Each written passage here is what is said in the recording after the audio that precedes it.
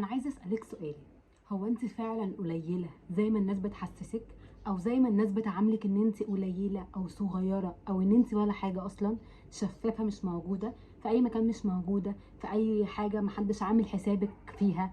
في اي قعده انت اخر حد بيتاخد رايه، او يمكن ما بيتاخدش رايه كمان. طب هو انت فعلا قليله، ولا انت من وانت صغيره مامتك دايما بتقارنك ان انت اقل من اختك، ان اختك اجمل منك، ان بنت خالتك اشطر منك؟ مش يمكن اول حب في حياتك هو اللي حسسك ان انت صغيره قوي، وان انت مالكيش لازمه، وان المفروض هو اللي يكون مسيطر، وان انت اخر حاجه يفكر فيها؟ يمكن الناس اللي محسساكي ان انت قليله، بس انت في الواقع انت مش كده. يمكن انت اللي بداتي تشوفي نفسك بنظره الناس ليكي، مش بنظرتك انت لنفسك. هلو من نص الدنيا الحلو، انا دينا الحداد. ده هدفي من البرنامج ده ان اوصل كل واحد لاحسن نسخه من نفسه، ويكون مؤثر في المجتمع والناس اللي حواليه بالايجابيه. طبعا لو لسه مش عاملين لي سبسكرايب، اعملوا سبسكرايب دلوقتي حالا. عارفين انا بحبكم قد ايه؟ الفتره اللي فاتت شفت ناس كتير قوي بجد هي ما عندهاش، بعد بالذات بعد الفيديو بتاع الكاريزما وقيمتك وكاريزمتك وكده، بدات احس ان في ناس هم فعلا داخلين يكلموني ان هم فعلا الناس بتعاملهم كده، وان هم مش عارفين المشكله فين. وانا حطيت ايدي على المشكله من السؤال. يا جماعه، المشكله في الناس مش فيكوا. المشكله في الطريقه اللي انتوا خليتوا الناس وسمحتوا للناس يكلموكوا بيها ويعاملوكوا بيها. مش المشكله عندكوا انتوا. عارفين لما تروحوا اي شركه وتبداوا تقروا القواعد بتاعتها او الرولز بتاعتها، في ممنوع كذا ومش ممنوع كذا، ينفع تعملي كذا وما ينفعش تعملي كذا. مجرد ما تعملي اللي ما ينفعش يتعمل ده، بتبداي تتحاسبي عليه. انت عملت كذا غلط وكذا غلط. ولو فضلتي تكرري الحاجات اللي انت بتعمليها غلط دي، في اخر حاجه خالص هيمشوكي من المكان او هيمشوكي من الشركه دي. بالظبط. عاملي حياتك كده، حياتك شركه، مؤسسه، مكان كبير او فخم قوي، ليه رولز وقواعد. انا المفروض اعمل كذا، اللي يدخل حياتي المفروض يعمل كذا ويعمل كذا ويعمل كذا، وما يعملش كذا وما يعملش كذا وما يعملش كذا. لو الثلاثه اللي ما ينفعش يعملهم دول عملهم، انا هبدا اديله انذار اول، انذار تاني، لحد اخر حاجه خالص هبدا اديله طرد من حياتي. انا همشيه. انا اتفضل يا فندم، محتاجين تقدم استقالتك عشان انا اللي ما اضطرش اطردك. بالظبط. لازم نعامل حياتنا كده. مفيش شركه كبيره، مفيش مكان محترم اللي داخل زي اللي خارج، اللي قاعد زي اللي واقف، اللي بيشتغل زي ما بيشتغلش. نفس الحاجه بالظبط المفروض تعمليها في حياتك. حياتك زي شركه ليها قواعد وقوانين، اللي يحترمها هو بس اللي ما يحترمهاش قلنا قبل كده اتفضل الباب يفوت 1000 جمل. ازاي اصلا هعرف ان انا بقلل من نفسي او الناس اللي حواليا بتقلل مني؟ يمكن انا ما اعرفش، او يمكن انا مش واخده بالي. اول حاجه، في بنات بينرفزوني قوي بجد. دايما بيقعدوا يقولوا انا اسفه، معلش ما كانش قصدي، حقك عليا، من المره الجايه مش عارفه ايه، ومفيش حاجه اصلا. يعني هو اصلا مفيش حاجه نعتذر عليها، مفيش حاجه نقول عليها انا اسفه. بتقولي اسفه ليه؟ بجد كنت دايما في الشغل لما الاقي بنت عامله كده وحياه ربنا كانت بتصعب عليا، كنت اقعد اقول لها انت ليه بتعتذري؟ ما تعتذريش. بالذات البنات يعني الغلبانين قوي، اللي هم تحديدا بتوع الهاوس كيبنج، تحديدا بتوع الناس البسيطه عموما، دايما هم اللي بيعتذروا. فانا عارفه ان ده مش حاجه وحشه على فكره، بس للاسف احنا بقينا في وقت ما ينفعش نعمل كده. ما ينفعش نعتذر على الفاضي وعلى المليان، وعملت مشكله زي ما عملتش وافضل اعتذر اعتذر اعتذر اعتذر على طول. لاني في وقت انت اعتذارك ده، لو انت عامله حاجه غلط، انت مش هيتقبل بيه.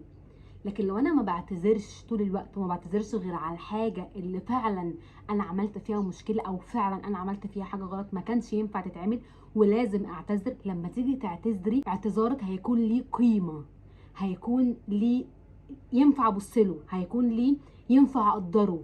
مش هيكون اللي هو انا بسمع اسفه دي كل يوم، ها عملت ايه يعني؟ انا كل مره تعتذر ما بتعمليش حاجه. لكن لما اكون فعلا انا بقف عند الموقف اللي انا غلطت عليه وبقول فعلا انا اسفه، هتلاقي كلمه اسفه اول حاجه كبرت في عيون الناس اللي حواليكي. تاني حاجه هتلاقي الموضوع عدى تمام، يعني خلاص اوكي، بس يا ريت ما يتكررش تاني.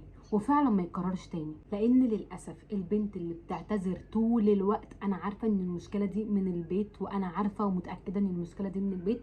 ان انت كان احترامك وكان المفروض لاهلك طول الوقت، سواء عملتي حاجه غلط او ما عملتيش حاجه غلط، تقولي سوري، تقولي اسفه، تقولي معلش ما كانش قصدي، اخر مره. ده من واحنا صغيرين بيتربى فينا. بس للاسف ما ينفعش لما نكبر ونبقى مسؤولين عن حياتنا نفضل نعتذر على الفاضي وعلى المليان. في وقت انت بس محتاجه تقولي فيه رايك وتسكتي.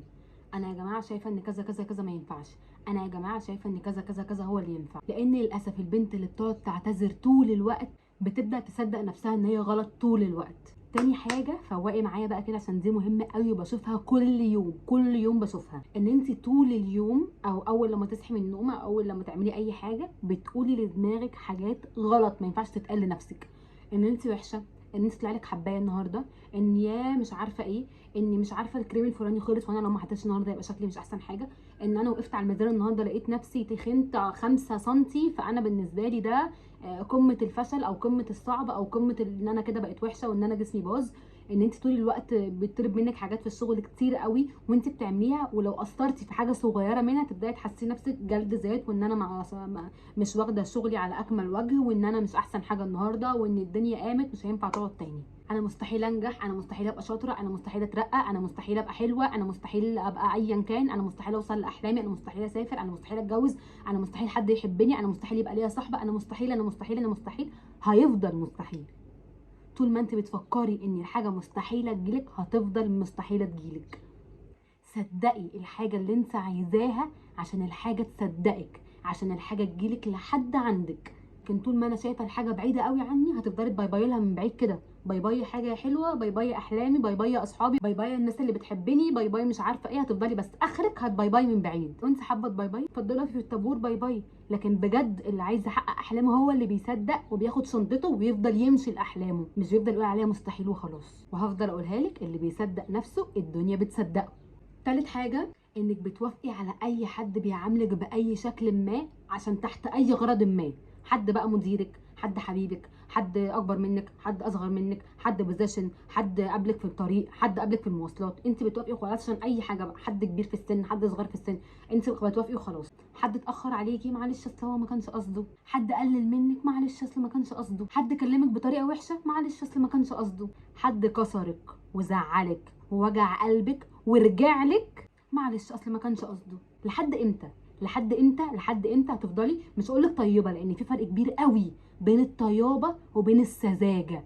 انت كده ساذجه. عارفه يعني ايه ساذجه؟ يعني انت مالكيش لازمه، عامله سوري زي اي حاجه تحط في اي حته، عامله زي الفازه بالظبط، هتحط هنا مش تقول لا، تحط هنا مش تقول لا، هتحط في حته وحشه مش هتقول لا، تحط في حته حلوه مش تقول لا. فلو انت قابله تبقي فازه اتفضلي، لكن لو بجد انت عايزه تبقي بني ادمه والناس فعلا تحترمك ما تقبليش باي معامله اقل من اللي انت تستاهليها. واعرفي كويس قوي انت تستاهلي ايه وما تستاهليش ايه، وافتكري ان الناس بتعاملك بالطريقه اللي انت وافقتي انك تتعاملي بيها. حاجه كمان برضو انا بشوفها كتير قوي ان انت بتتكسفي من اي حاجه حواليكي، يعني بتتكسفي من اهلك، بتتكسفي من بيتك، بتتكسفي من لبسك، بتتكسفي من شغلك، بتتكسفي من شغل اهلك، بتتكسفي من دراستك، من جامعتك، من انت كنت في جامعه يعني حكوميه مش في جامعه خاصه زي الناس الطبيعيه العاديه، المفروض ان ده يكون الطبيعي دلوقتي، فانت بتتكسفي يعني تقولي انت كنت في جامعه حكوميه يعني انك بتبقي اشطر وجايبه مجموع اعلى بس يعني اوكي. فبتفضلي مكسوفه وفي نفس الوقت بتعتذري بقى اللي هو معلش اصل انا مش عارفه اهلي شغالين ايه، معلش اصل انا مش عارفه مين اللي بيعمل ايه، معلش والله اصل انا في كليه كنت في كليه مش عارفه ايه، معلش اصل انا ما بعرفش اتكلم انجليزي فانا مش هعرف اشتغل الشغلانه دي. ما تتكسفيش يا حبيبتي، ما تتكسفيش. انت اشتغلي على مستقبلك، اشتغلي على الحاجات اللي كسفاكي دي اشتغلي عليها، اشتغلي على جامعتك، خدي كورسات بتبقي احسن، اشتغلي على لغتك يبقى معاكي لغه ولغتين وثلاثه واربعه وخمسه، مش الناس احسن منك خالص، الحاجات دلوقتي بقت كلها فري على يوتيوب مش محتاجه حتى فلوس. تفضلي قاعده مكسوفه محروجه يا عيني مش لاقيه حد يسندك ويقول لك مش عارفه ايه.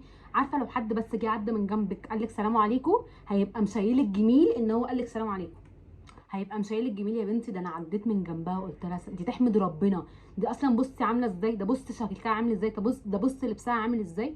فانت لو حابه ان كل الناس اللي حواليك تشيلك جميله اصلا هي مش جميله براحتك انت حره، لكن انا بقولك ان ده مش صح. حاجه كمان خطيره قوي وانا في يوم من الايام بجد وقعت فيها، ان انا كنت طول الوقت مستنيه حد يقول لي برافو، حد يسقف لي، حد يقول لي عاش، حد يقول لي انت 100 100، انت شغلك ما حصلش، انت كليتك ما حصلتش، انت ازاي يا بنتي جبتي التقدير ده، انت يا لهوي مش معقوله ازاي بتعملي فيديوهات حلوه كده، انت. طول الوقت مستنيه حد يسقف لي يمشي ورايا يسقف لي. ما تستنيش حد يسقف لك يا حبيبتي، ما تستنيش حد يسقف. اللي عايز يسقف والله اهلا وسهلا، اللي مش عايز يسقف اهلا وسهلا برضه. كل الناس هتسقف لك بس لما توصلي في اعلى درجه ممكن توصلي لها. محدش هيسقف لك ابدا وانت على السلم، محدش هيسقف لك ابدا وانت ماشيه في الطريق. الناس بتسقف بس لما توصلي، لما تبقي انت على الستيج وهم تحت بيسقفوا. كان عمرك شفتي حد بيسقف لحد وهو واقف جنبه؟ مش هيحصل. وهو واقف بعيد عنه شويه مش هيحصل. الناس بتسقف لك بس وانت فوق المسرح، مش وانت لسه في الكواليس. وبرده اعرفي ان انت لو فضلتي طول عمرك مستنيه الناس يقدروكي هتفضلي مستنيه طول عمرك، الناس مش هيقدروكي. ولو قدروكي يعني لا قدر الله لو قدروكي مش هيقدروكي بنفس الحاجه اللي انت بتتمنيها او بنفس الحاجه اللي انت متخيلاها. مش عايزه اقول لك بقى اتعلمي تقولي لا، عشان قلتها 60,000 مره في الحلقات اللي فاتت، مش ذنبي ان انت ما بتتفرجيش عليها. بس اتعلمي تقولي لا. لازم يبقى عندك حياه، لازم يبقى عندك قرار، لازم يبقى عندك وقت بتاعك ووقت بتاع الناس تسمحي لهم يدخلوا في حياتك. ما ينفعش حد نازل هتقولي له يلا، ما ينفعش حد قاعد هتقولي له يلا، ما ينفعش حد مش عارفه ايه فيلا. لا، انت ليكي حاجات معينه وتاسكات معينه، حاجات معينه في حياتك دي اللي اسمح اقول فيها غير كده قولي لا. اللي يزعل يولع، انا اسفه يعني. ولو انا هطلب منك حاجه واحده بس تعمليها بعد الفيديو ده، عايزاكي تتعلمي بدل ما تقولي لنفسك لا انا مش بعرف، لا انا مش قادره، لا انا مش عايزه، اتعلمي تقولي لنفسك انا هتعلم، انا هحاول المره الجايه، انا المره الجايه بجد هحاول اكتر من المره دي. وكل مره بتقولي فيها ان انا مش حلوه، اتعلمي تقولي بدلها انا قيمتي مش من شكلي، انا قيمتي من دماغي، من احترام الناس ليا، الحاجات اللي انا فعلا تعبت وشقيت في حياتي فيها. كل مره حد هيقولك على حاجه انت تعمليها وانت من جواكي مش عايزه تعمليها، اسالي نفسك سؤال واحد بس: هو انا بعمل الحاجه دي عشان انا عايزه اعملها، ولا عشان انا خايفه الشخص اللي قدامي يزعل، عشان انا بشيل حاجه مش بتاعتي؟ اول لما تبداي تغيري الطريقه اللي بتتكلمي بيها مع نفسك، تاكدي ان كل الدنيا حواليكي هتتغير. افتكري اخر حاجه ان انت تستحقي الاحترام، تستحقي الحب، تستحقي ان كل الناس تديكي فرصه تانية، واللي بيقلل منك ده هو اللي عنده امراض مش انت اللي عندك مشكله. وافتكري برضو ان الناس هتشوفك بالطريقه اللي انت شايفه نفسك بيها، فلو انت شايفه نفسك قليله هتفضلي في عين الناس كلها قليله. اتكلمي مع نفسك بحب وشجعيها وقويها، لان انت اللي باقيه لنفسك وبس. اكتبوا لي في الكومنتس احنا محتاجين نتكلم عن الفتره اللي جايه، واعرفوا ان انا بحبكم قوي قوي قوي قوي قوي، واشوفكم على خير.